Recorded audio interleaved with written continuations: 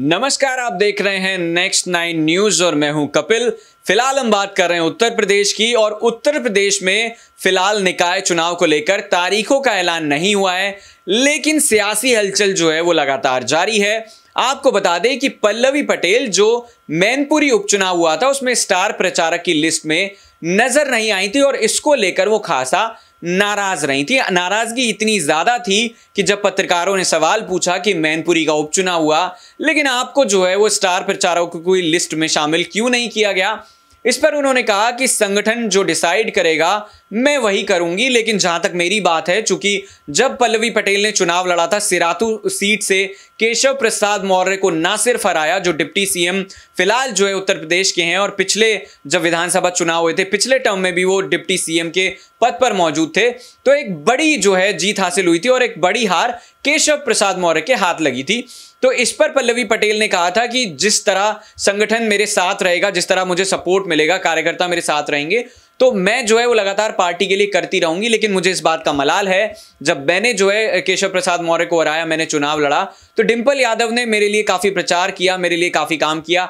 मैं भी इसी तरह मैनपुरी के उपचुनाव में जो डिंपल यादव ने बड़ी जीत हासिल की उसमें मैं भी प्रचार करना चाहती थी। तो कहीं ना कहीं उनकी नाराजगी जो है वो बाहर निकलकर जरूर आ रही है। अब आने वाले वक्त में नगर निकाय चुनाव जब तारीखों का ऐलान हो जाएगा तो क्या स्टार प्रचारकों की लिस्ट में उनका नाम शामिल होगा।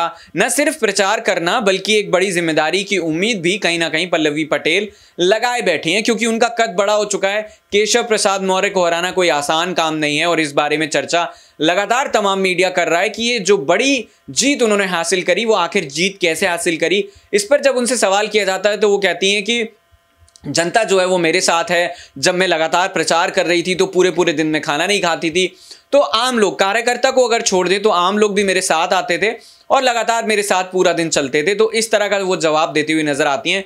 कॉन्फिडेंस जो है वो कहीं ना कहीं हाई है पल्लवी पटेल का। लेकिन अब ये देखना होगा कि आने वाले वक्त में क्या स्टार प्रचारकों की लिस्ट में उनका नाम होगा, क्या उन्हें एक बड़ी जिम्मेदारी दी जाएगी। और एक सवाल और बड़ा बनता है कि जिस तरह से बीते दिनों कई नेता जो हैं वो समाजवादी पार्टी छोड़कर गए या फिर गठबंधन अगर हुआ तो वहां से भी पीछे हट गए, तो क्या पल्लवी पटेल जो है वो भाजपा का दामन थामती हुई नजर आएंगी, ये भी एक बड़ा सवाल है। क्योंकि अपर्णा यादव की जहां तक बात करी जाए तो उन्होंने भी समाजवादी पार्टी को, समाजवादी परिवार को अलविदा कह दिया था और उन्होंने भाजपा का दामन थाम लिया था। फिलहाल उनको बड़ी जिम्मेदारी नहीं दी गई है और आने वाले वक्त में जरूर ऐसी उम्मीदें जताई जा रही हैं, ऐसी सूत्रों के हवाले से खबरें मिल रही हैं कि नगर निकाय चुनाव को लेकर महापौर जैसा बड़ा पद उन्हें दिया जा सकता है। तो इस पर आपका क्या कहना है कि पल्लवी पटेल जो है क्या भाजपा का दामन थाम सकती है अगर उन्हें इस बार भी अखिलेश यादव की तरफ से या फिर पार्टी की तरफ से नजरअंदाज किया जाता है। फिलहाल इस खास पेशकश में इतना ही। तमाम खबरों से रूबरू रहने के लिए देखते रहिए नेक्स्ट 9 न्यूज। नमस्कार।